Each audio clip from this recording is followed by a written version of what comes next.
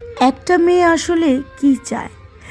আমি অনেক মানুষকে এটা বলতে শুনেছি যে একটা মেয়ে আসলে কি চায়। হুম আজ আমি বলবো একটা মেয়ে আসলে কি চায়।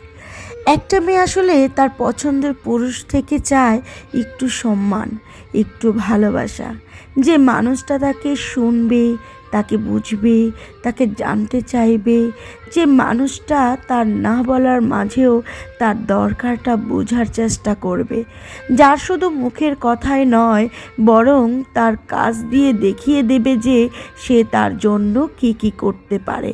একটা মেয়ে সব সময় দামি দামি গিফট চায় না, সে চায় তার পছন্দের পুরুষ একটা ফুল কিনে তার মাথায় লাগিয়ে দিক, যে ফুলটা যে সারাটা জীবন নিজের কাছে খুব যত্নে আগলে রেখে দেবে। সে মেয়েটা কখনোই বড় বড় গাড়ি, দামি গহনা বা দামি দামি জামা কাপড় চায় না। সে তো শুধু চায় একটা মানুষ যে তার কথা চিন্তা করবে। সে চায় একটা মানুষ হোক যে তার চুপ থাকার কারণটা বুঝতে পারবে।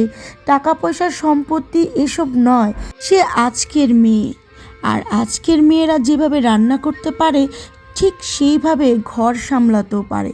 সে চায় এমন একটা মানুষ যে তার আশেপাশে থাকবে প্রতিটা মুহূর্তে।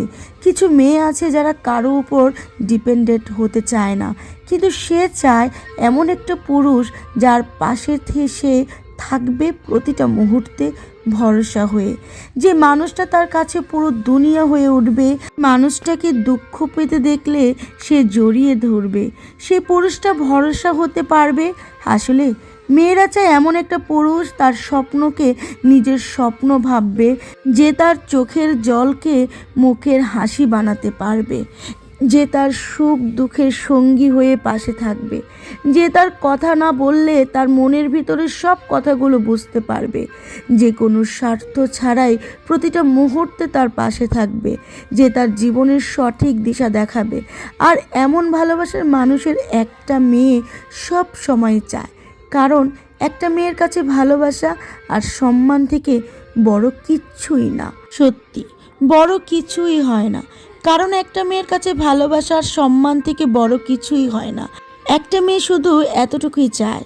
সো ফ্রেন্ড, আমি কণ্ঠে ছিলাম ফাতেমা আর কলমে বিশ্বজিৎ। আজকের ভিডিওটা কেমন লেগেছে? চা লাভারদের জন্য ভালোবাসার কিছু গল্প, আসলে মেয়েরা কি চায়। আশা করি আজকের পরে আর কখনো প্রশ্ন করবেন না।